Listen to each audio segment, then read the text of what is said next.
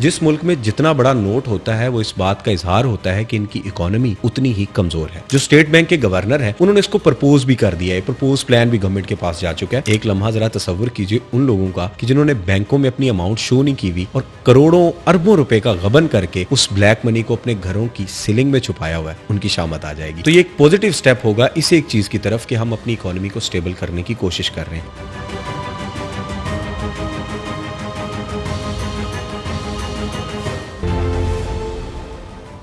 इन दिनों TikTok, Facebook और Instagram की रील्स में आप एक बहुत खबर मतवातर से देख रहे होंगे कि पाकिस्तान की करेंसी तब्दील होने जा रही है। सामने ये खबर आ रही है कि करेंसी तब्दील करके उसे प्लास्टिक करेंसी में तब्दील कर दिया जाएगा। सवाल यह है कि अगर हुकूमत इतना बड़ा फैसला ले रही है तो इसके इम्पैक्ट्स अवाम पर क्या होंगे या आप पर क्या होंगे। एक बात समझने की कोशिश कीजिए कि करेंसी चेंज करने की जरूरत क्यों पेश आती है। जिस मुल्क में जितना बड़ा नोट होता है वो इस बात का इजहार होता है कि इनकी इकोनॉमी उतनी ही कमजोर है। पाकिस्तान में इस वक्त सबसे बड़ा नोट 5,000 रुपए का है, जो ये बता रहा होता है कि हमारी इकोनॉमी किस कदर स्टेबल है भी या नहीं है। इसी एक चीज से बैरून मुल्क जितने भी लोग बैठे हुए हैं या फॉरेनर्स अगर किसी मुल्क को भांपना चाहें या देखना चाहें तो उनके पास एक जो क्विक रिस्पॉन्स या क्विक हल होता है वो यही होता है कि इस मुल्क की सबसे बड़ी करेंसी कितनी है। अब अगर हम दीगर ममालिक की बात कर लें, श्रीलंका की बात कर लें, वहां पर आपको बहुत बड़े बड़े नोट देखने को मिलते हैं। हुकूमत का ये वाला फैसला, अभी तक इसका नोटिफिकेशन जारी नहीं हुआ ऑफिशियली तौर पर, लेकिन कहीं ना कहीं गवर्नमेंट इसको प्लान कर रही है। जो स्टेट बैंक के गवर्नर है उन्होंने इसको प्रपोज भी कर दिया है, प्रपोज प्लान भी गवर्नमेंट के पास जा चुका है कि जब हम इन करेंसी नोट्स को जो कि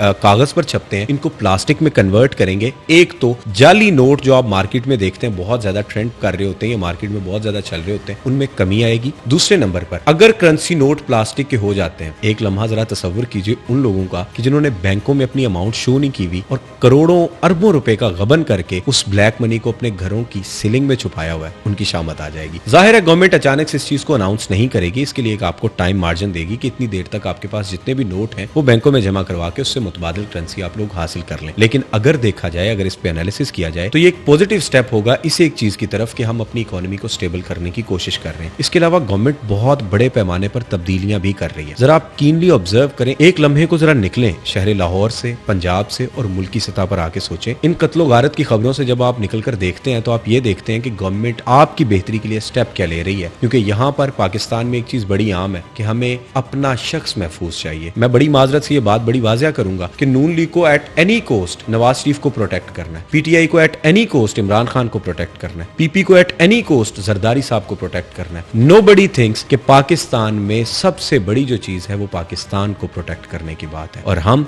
यानी एनसी न्यूज आप तक पहुंचाएगा a positive face of Pakistan.